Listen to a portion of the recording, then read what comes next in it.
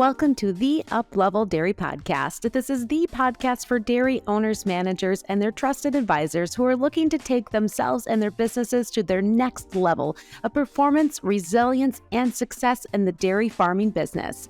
I'm your host, Peggy, and it's my mission to bring you the stories and thought leaders to help take you to your next up level.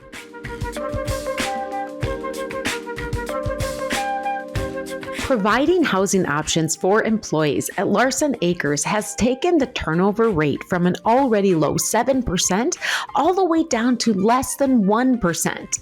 General Manager Sandy Larson shares what she has learned about finding and managing housing for nearly half of the dairy's 75 employees, and how that has led to a line out the front door of the dairy with a waiting list of people who want to work there. This episode is sponsored by Uplevel Dairy Podcast founding partner Adiseo, a global leader in nutritional solutions and premier provider of rumen-protected methionine for dairy producers who want to optimize milk production, capture more value from components, and maintain the health of their high-performing herds. Welcome, Sandy. Thank you. All right, and Sandy, to get started here, just tell us a little bit about Larson Acres and your role. Okay, so I'm the general manager at Larson Acres, where we have 2,800 cows and in two parlors and crop about 5,500 acres in Evansville, Wisconsin. We raise all our calves up to about 5 months on site and raise over 50% of our heifers. We also do our own planting and harvesting and manure management. Yeah, so you guys are doing a lot of things. So how many employees does that mean you are overseeing? We have 75 employees to get everything done. Oh, that is a lot of people. And so what does your day-to-day look like? What falls on your plate? As I look at my desk, it changes. You come in, you have those 5 things you're going to do, and you maybe get 1 or 2 or 0 things done. So I'm all over. I got my hands in a lot of the teams and making sure they're successful. Yeah. And you're kind of the people person around there, right? I am. If you've ever done a disc profile, I'm the S. So I'm the people person. So I'm always a people pleaser and willing to help out wherever I'm needed. Yeah. And so if anybody, follows Larson Acres or Sandy on anything that's on social media, what you'll see is you are the face that is, anywhere from right there implementing culture with the people to shaking hands with state representatives. Like that is you. And wasn't that just like a couple weeks ago that you were doing exactly that? It was Dairy Day at the Capitol. We have a new assembly person in our area, and I really wanted to make a contact there. So it was important to me. Yeah. So always going above and beyond. And it's the same thing you do when we talk about this subject of providing housing for the people that are part of that 75-person team for Larson Acres. And so what really prompted you to put a serious focus on providing housing for employees for Larson Acres? Yeah, a few years ago, our turnover rate was, 7%, which isn't terrible, but there's always those last few people that just kept going in and out the door, right? Those last hires. So, and people that wanted to work at the farm, they needed housing and I didn't have it. So they'd move on to another job somewhere else. And I'm like, shoot, and I kept hearing that repeatedly. I'm like, we need to maybe start this. We didn't, it's only was 2019. We had our first housing. So I haven't been doing it that long. I kind of held off till it was needed. So we started in the fall of 2019 housing employees. I'm now up to 2 farmhouses and 2 mobile homes that are nearby, and I have 3 rental units. So 30 employees total are now in housing that we take care of. Yeah. And so what you just described there was a few different scenarios between the farmhouses, the mobile homes, and then also some rentals. So you live in kind of a rural area. Was it hard to find some of these housing options? It is hard. Especially when I first started, there was like no rentals to be found. I mean, they were up one day and they're gone the next, and was a busy housing market. So I did get a couple of leads with some local guys for rental units, and I still have 2 of them now, three housing units, and they've been great, and I own the lease, and they're just really good to work with. And the farmhouses, they've just become available over the last year or two or a couple of years, but you got to keep your eyes open, and that's been a nice opportunity for us. Yeah. So add on to your plate, landlord and real estate agent. Right. I learned a lot. This is right. Yeah. It's tough market. I didn't know it was so cutthroat. Yeah, and especially these last couple of years. So you entered into the housing market when the housing market was at its peak and most competitive point, and but you did so because of what you just shared with us, and that's because you were hearing it from your employees, and you knew that was that missing piece and that key to unlocking that little bit of turnover that you just wanted to really clamp down on, right? Yeah, that was the one thing that I thought that I could change that would help the environment, help the culture, and keep our employees keep them wanting to be at Larson Acres every day. And that was the one thing that we could change. And so we started budgeting a little bit every year to kind of be able to take advantage of an opportunity when it came about, because you just didn't know when. Well, housing market's been really busy, but then so hasn't the building market. It's been expensive to remodel and all that. Not great timing, but in the end, it's going to be very rewarding. Yeah, yeah, and so you really see this as an investment in culture and in employee retention. Exactly. Yeah, and so with that in mind, because you are so in tune to creating the culture at Larson Acres for being connected with the employees, what was the experience that you wanted to create as you extended your role into oversight and acquisition and implementation of housing? Right. I need to meet the needs of the employees, and I want to make sure that everything that they need is taken care of for, all 75 of them. And it's not just housing. It can be, what we do on a monthly basis for the employees. We have an employee picnic coming up this summer. We have, milk or chocolate milk available, or, June Dairy Month's coming up. So we're going to have ice cream and milk in the freezers, or cheese, ice cream in the freezers. So it all adds up, all of it together, just to be the place that people want to work. And we do have a waiting list. We don't have jobs opening up, and we have a waiting list of people that want to work here because we're taking care of the employees. Wow. And you don't want to lose that.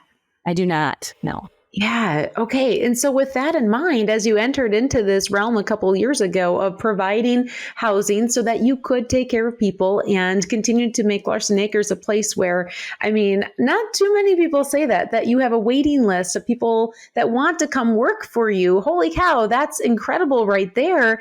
So what have you figured out along the way? And let's take, for example, when it comes to a housing setup and all the things that make a house or a rental or a mobile home, whatever, go round.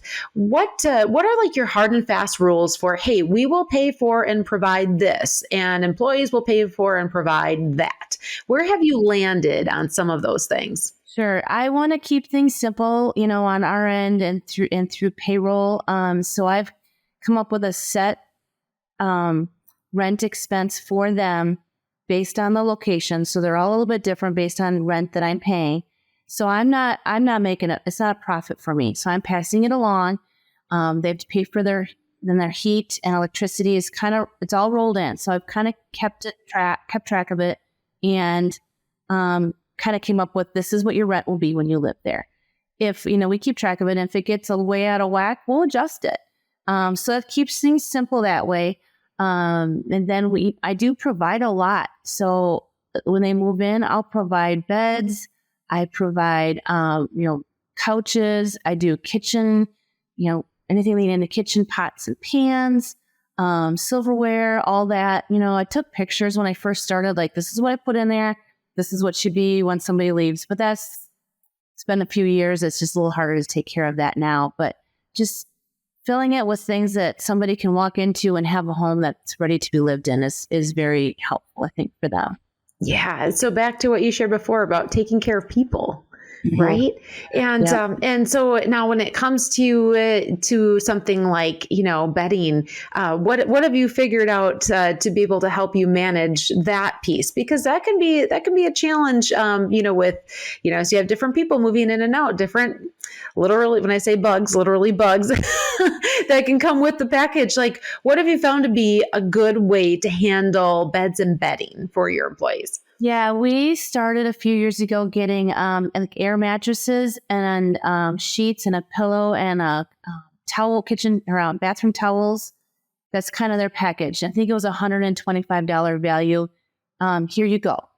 So that, when I had turnover, a few quarters ago, they would just take that stuff anyway. If they moved on, they moved on overnight. They were moved on. They took that, and I was out all of that. So now I've learned that if I have a new employee that gets that, it's a bedding and bath set, and it's theirs, and they own it, and they've paid me for those supplies.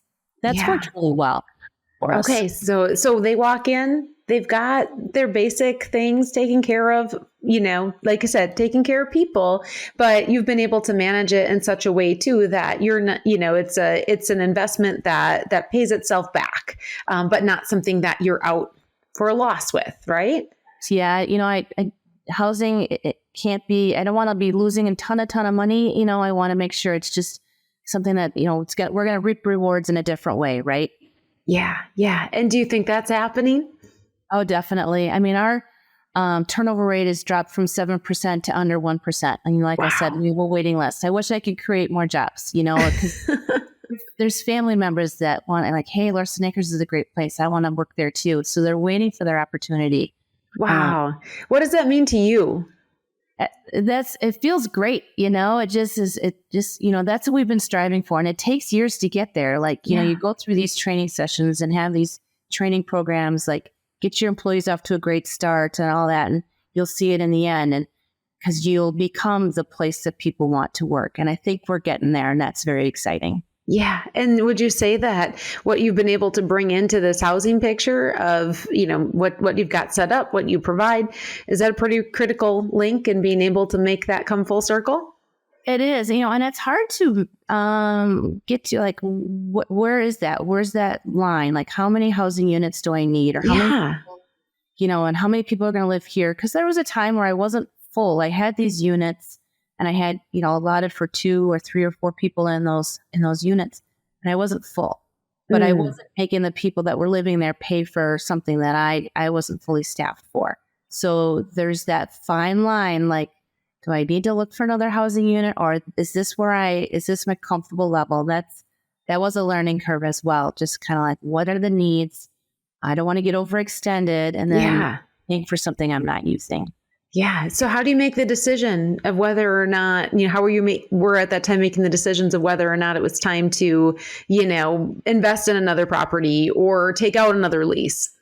It came down to whether I was, am I hiring, how many am I hiring for? Or, who's, somebody else has like a spouse that wants to work here. So finding a good location for a husband and wife. So we've got some families in a mobile home together, and that works out really well. So it is hard to kind of like find like the shifts that work together. You don't want all the day shifts with the night guys, and it'd be loud for everybody. And then you've got, issues that way. So it's finding the right comfortable group of people to live in one housing unit. And it's been fun to watch them come up with a plan to clean. They come up with who's going to go grocery shopping, and then you chip in. They all chip in and they all cook together. And so that means they're really creating their own culture and their own environment and their own home, which is nice to see. That is really cool and rewarding to see. And that's part of probably why people stay too, right? I think so. Yeah, yeah. And so, so when you think about all the other things that go into a home, right? Like, TV, Wi-Fi. I know you mentioned some of the utilities. How do you balance out some of those other things that, that we all really like to have? Again, like the TV and Wi-Fi and stuff like that. So I got some great ideas from another farm when I was jumping into the housing market. And I do not do any TVs. They told me that they kind of watch TVs in their own rooms, not really in the common area.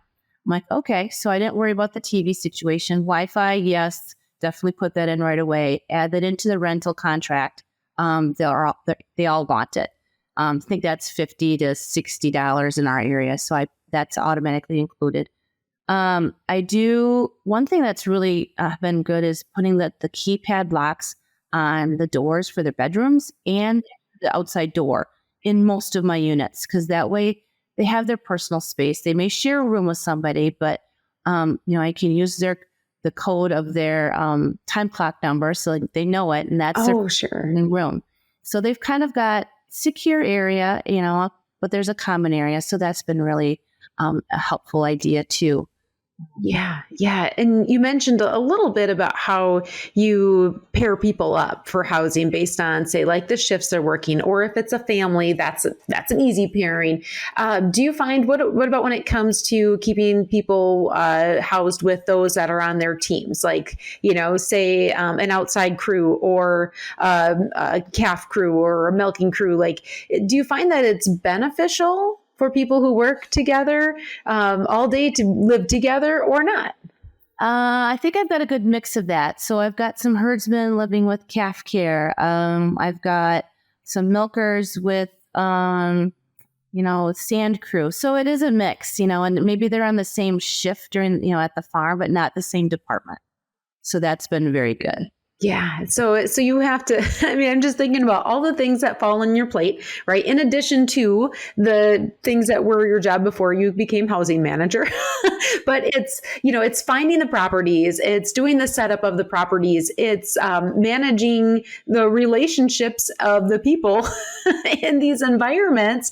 These are a lot of things on your plate. And then also there's the whole thing about keeping things, neat, tidy, clean, up to date. So I'm curious, how do you handle that? And I'll just use, one thing as an example right away. And that's, this time of the year, mowing lawn. So like the farmhouses that you guys have ownership of, who maintains the outside?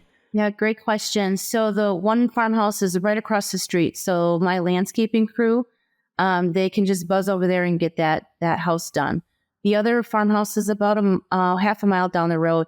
And one of the other employees that doesn't live there actually rents out the shed for a little side job for working on cars and stuff. And I said, well, I'll let you have that space. It's, we didn't really use it on the farm, but if you have to mow the lawn for the summer, he's like, deal. I'm like, great. So I think about that. It's a win-win, right?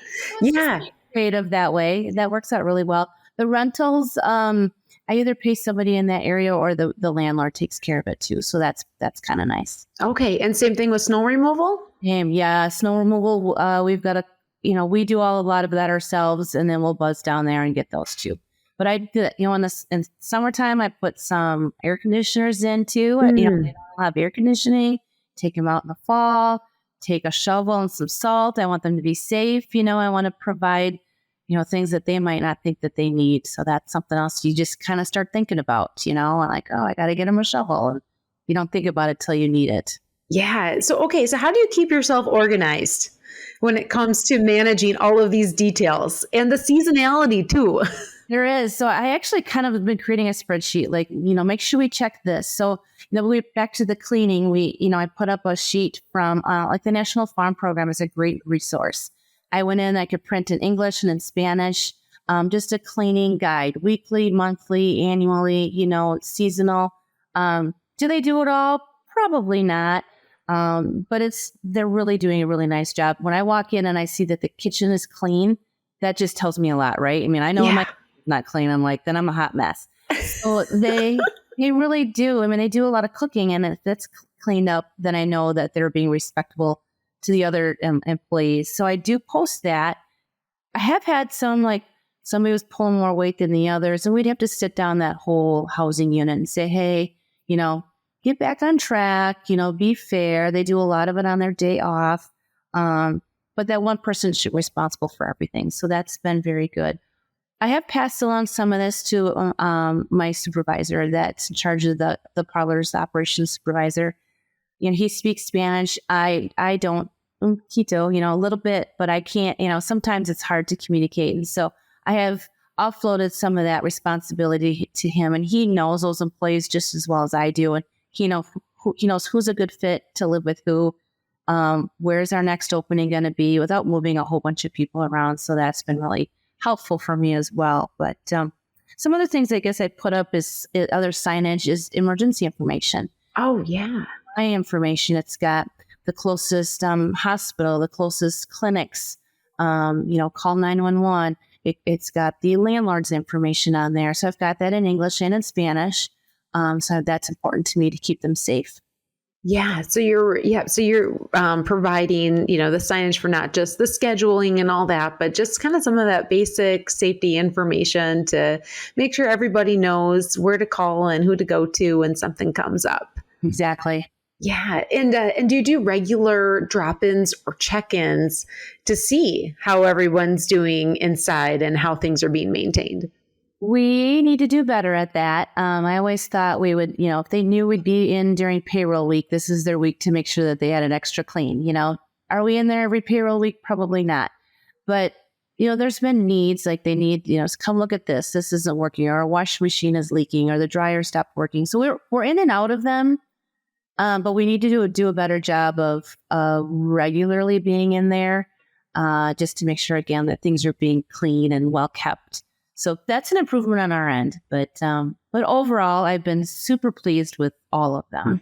Yeah, it sounds like you have a really good team of people that you've attracted to the dairy. Thanks. They don't want to have a reason for me to say, you better go find other housing, right? Yeah, because that's tough. And you know exactly how tough it is now, right? Very hard. Yeah. So. Yeah. And so, okay. So what do you do if you identify a team member that isn't a good fit? And so by that, I mean, maybe there's some issues in their performance at the dairy. I know you said your turnovers, super low, but you probably had, maybe a little bit of that you ran into in the last few years. What do you do when that bad apple, kind of comes up and you have to maybe move them out or let them go? How does that play into the housing piece? Yeah, we do have to pay attention to that. So we have to see when they are let go, where are they paid through on housing. And in the contract that they sign, I give them 1 week to move out. Okay. So that's in the contract. They have 1 week. Typically they're moved out within a few days. I have had one or two that they just need an extra week. And they've communicated that to me hey, I found a place. I can't get in yet. And I would be fine with that as long as there's communication. But in the contract, it says 1 week. Okay. Yeah. And so what else have you found to be successful in a contract? Do you outline things like pets or smoking or, that sort of stuff? All of the above, definitely. Yes. No pets, no smoking. Don't want a ton of uninvited guests. It's not going to be a big party place, right? I don't want to, I just don't want that for the other people that are staying in that housing unit either. So that's listed in there. It's a full one page and margins really wide. It's a long document, but it does. We've added to it over the years, things that we found that we needed to do. And I'm trying to think what else is in there, but anything that's typical housing, taking care of, don't put in holes in the wall. That's another one. And yeah. Yeah. And sounds like people have been pretty good. Your team has been pretty good about complying with those expectations. They have. I've been really happy with it. I really have. Yeah. What's been the biggest challenge in the last few years of this whole process? Well, at first it was finding places. I'm I just needed one or two even units, when I first started, and I just couldn't get there. And I just didn't have a relationship with any of the landlords until I found one in nearby Evansville, another one in Footville, and they have multiple units. So once they liked how, we were operating and our relationship there, they would let me know when they had another one available. And I'd be like, yes, I'll take that. Or no, I'll pass. Thanks for asking. So that's been really good. Once you kind of get a relationship, they'll get people to leave and you'd be like, yeah, keep me on your list, your short list. Give me a call. Oh, nice. It took me a bit to get to that point though, because, I was always looking and then I would go tour and then I would get a call back. And sometimes it's a really lengthy application to get a lease on something. And that's hard too. Yeah. And has your experience on that side just made you that much more understanding of what it's like for your, your team members to find housing on their own? I would say, yeah, in the housing units that I actually rent or, at least I was like, well, it's on them. They'll have to do all the fixing and they have to take care of all it, right? But when I call them and they don't respond and something's not right for the employees, that just the response isn't where I want it to be, right? So Mm. I kind of I've pulled away. Like that's why now I have 2 farmhouses and 2 mobile homes. Like, yeah, it's a lot more on us, but I think I kind of like that a little bit better. Plus, I can keep the costs down too. There's kind of a break even point in our area. Like I can do like $250 for a double, $250 a month, and $300 for a single. But some of them have gotten as high as $325 based on what I owe for rent too. That's kind of the range. $250 to $325 is kind of where the employees want to land. Okay, yeah. So you've really been able to hone in where that sweet spot is and what your costs are Mm-hmm. and what the expectation is on the employee side, and sounds like you're figuring it out. I think so. Yeah, yeah, no, that's great. And so when you really take a step back and look at this housing journey that you've been on for the last couple of years, I mean, I know we talked about how you've seen improvements and turnover, and that's been a really a critical link in being able to close that gap. What else would you say have been the results of your concentrated emphasis on providing not just any housing, but really like extending the culture that you have at the dairy to the place where your employees are living? Well, right, and it even comes the other way, like the culture at the farm and the cow care and the somatic cell count and the milk production, and I mean that's on sand, sand recycling. It's all clicking, it's all working Yeah. well. So it's all tied in together to having a good work environment, to a good home, the appreciation they have for the job that they have. So they work really hard to do a good job. We've actually done a lot of promotion from within to up, management level jobs and over the last year, which has been so much fun to see. Wow. You don't get that a lot. If you don't have a lot of change or a lot of turnover, there's not a lot of opportunity. But we've had that a little bit in the last year. So that's been fun to watch them grow and learn new skills. I think it's all tied together, just having the farm doing really well. The housing just really helps with all of that. Yeah. Yeah. And would you say there's been a change in the average tenure of employee? I'm getting there. Getting there. Yeah. I mean, so they're always from 1 year to 25 years. Wow. And somewhere in between. And they get a handwritten card from me on their anniversary and the anniversary gift of the year. And new this year, we've started doing the 5-year, 10, 15, 20, 25 jackets that says it on their sleeve, how many years that they've been working here. So cool. I mean, it's just so cool. They're so proud. And I'm just glad to be part of it. Yeah. Yeah. And the leader behind it. Yeah. Right.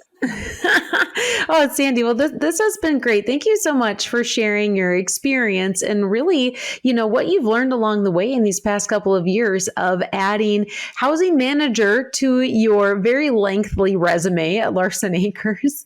And this is the point in the podcast where I like to turn the tables around a little bit, and we'll talk less about the dairy and a little more about you and get to know you, Sandy. And so the Uplevel 5 is for that. And so the first question I have for you is, Sandy, what does success look like to you? And this can be answered from a personal level, from, kind of an overall life and business. How do you define success? I have to think about that a little bit too. That's hard. But I mean, it's easy, but it's hard to explain maybe. But the multi-generational family farm that I'm a part of, I'm just proud, and working with my mom and dad. I have an uncle. My kids are working here at the farm. So there's 3 generations today, and I'm the 5th generation. And to be able to continue that on for the kids, is rewarding. It's scary. It's a lot, but setting them up for success is going to make me successful too. Yeah. Oh, that's great. Thank you for that. And second question, in 3 words, how do you want to show up each day? Okay, this is one that I learned from you a little bit. So it's kind of the word of the year, right? Or I'm not sure. Oh, yay. Kind of. So I have my word is focus for the year. So I have 4 words for you. It's focus on the good. Ooh, I love it. I love it. And I have a screenshot of that wording, like as my backdrop on my desktop, so I'm reminded of it every day. Focus on the good. That is so awesome. And so you do a 1 word every year too now. Yep. Last year was believe. So every year, like you just, there's some word that just touches you, right? And absolutely. And so I've been doing that for a couple of years. So thank you for that. Oh, well, thanks for following along with it. It's been such a game changer in my life. Totally. And you wouldn't think 1 word could make such a difference, but when you focus on it, no pun intended, right? it really carries through. So focus on the good. I love that. And so question number 3 I have is, who are the thought leaders that you follow? And some people answer this as like authors or maybe even social media, folks that are active, or family members or good friends, like, who do you seek wisdom and counsel from? Yeah, over the last year and a half, maybe 2 years, there's a company called Chan Management Consulting Group, and it's a husband and wife. So I've worked with Lori Chan personally, and she walked me through several weeks of homework and thoughts and actions, and some days were super easy and on our talks for an hour, and some days were very hard. But I'm glad I did that, and and I can go back and look at that again if I get into my headspace isn't very good, and I can go back to that and think about why did I walk into this bad headspace, and how can I get back to a good one and focus on the good, right? And Jeff Chan is more of a structure, business structure, and like helping me figure out how to deal with teams and what my role as a general manager is. And he's given me some books to read. So that team has been very resourceful for me. So I appreciate them a lot. Wow. So it sounds like it's some consulting and some coaching too? Yes, exactly. Awesome. How did you find them? I'm on a board of directors for Alcivia Co-op, and we use them there. And I just kept thinking, man, I could use this at the farm. I'm like, I could really, it was talking to me. And I'm like, how could I use it personally? And so that's how I found them. That is awesome. Thank you for sharing that. Yeah. And I know you shared some words that you live by this year, but are there any other words that you live by? Yeah, there's 3 words that, and we've had these for a long time here at Larson Acres, and there's 3 words: quality, pride, and family. And I still use them, and we've had them for a number of years. Quality, we want quality cows, quality crops. I want, quality employees. Pride, I'm proud to be a 5th generation dairy farmer. I'm proud to do what I do every day and be a farmer. And then family, I'm doing it with my family. And, the employees have become a family, and their family is fun to see too as well. So it's just, those 3 words mean several different things in different ways. Quality, pride, and family they still talk to me. Sounds like core values. Yes, exactly. Yeah. And if they stood the test of time, then they're true. I think so. Yes. And Sandy, last question of the Uplevel 5. What is your next personal uplevel? What is the thing in your life that you are looking to take to its next level? Well, the general manager role is new for me. So that's a learning curve. It's a role change. I need to learn how to change my daily tasks and what I do and be more future thinking. And that's difficult for me. So I need to figure out ways to get to that mindset, but I'll get there. Yeah, yeah. And you are highly capable, highly competent, highly talented, and I'm excited from my seat where I get to sit to watch you step into the general management role as well. And it plays right into everything that you shared about success and what that looks like. Bringing that forward to the next generation, keeping focused on those good things, and seeking out what you shared with your coaching and consulting as well to uplevel yourself and prepare yourself for that next role. So, Yeah. Thank you. yeah.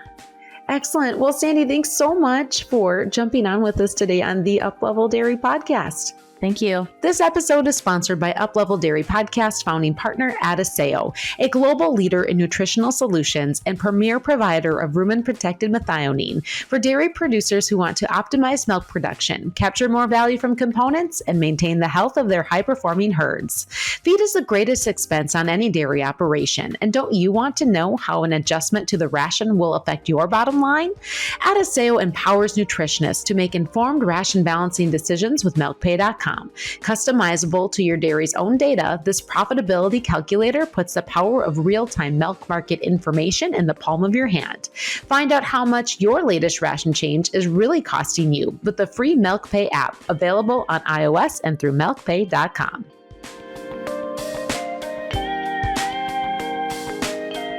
Thank you for listening to the Uplevel Dairy Podcast. I'm your host, Peggy Coffeen, and if you like what you heard today, go ahead and head on over to upleveldairy.com to read the blog and join the Uplevel Dairy email list so you can receive new podcasts, blogs, and special offers coming soon from Uplevel Dairy straight in your inbox.